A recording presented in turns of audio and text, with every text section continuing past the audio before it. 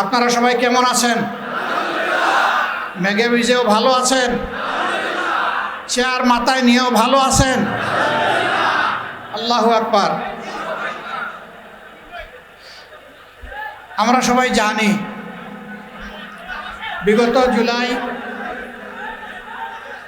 বিপ্লবের আগে বাংলাদেশ ফ্যাসিবাদের কবলে ছিল।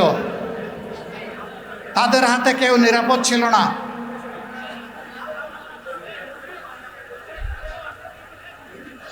তাদের হাতে কেউই নিরাপদ ছিল না। এই দেশকে নিরাপদ করার জন্য এবং ফ্যাসিবাদের হাত থেকে উদ্ধার করার জন্য ছাত্র তরুণ যুবকদের নেতৃত্বে, শ্রমিক বন্ধুদের নেতৃত্বে এই দেশে আপামর জনগণ রাস্তায় নেমে এসেছিল এবং ফ্যাসিবাদের প্রতীক শেখ হাসিনাকে দেশ ছেড়ে পালাতে বাধ্য করেছিল। এ কাজটি এমনি এমনি হয়নি। প্রচুর মানুষকে এখানে জীবন দিতে হয়েছে।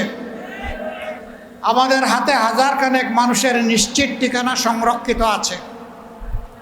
তাদের মধ্যে 60% মানুষ শ্রমিক, আর সবাই মিলে 40%। এই শ্রমিকদের বেশিরভাগ আবার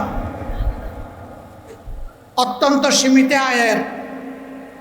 তাদের নুন আনতে পান্তা ফুরায়, ভালো করে পেটে ভাত দিতে পারে না, কিন্তু নিজের জীবন এবং পরিবারের দিকে তারা তাকায়নি। তারা তাদের একটা মূল্যবান জীবন জাতিকে উপহার দিয়ে দুনিয়া থেকে চলে গেছে।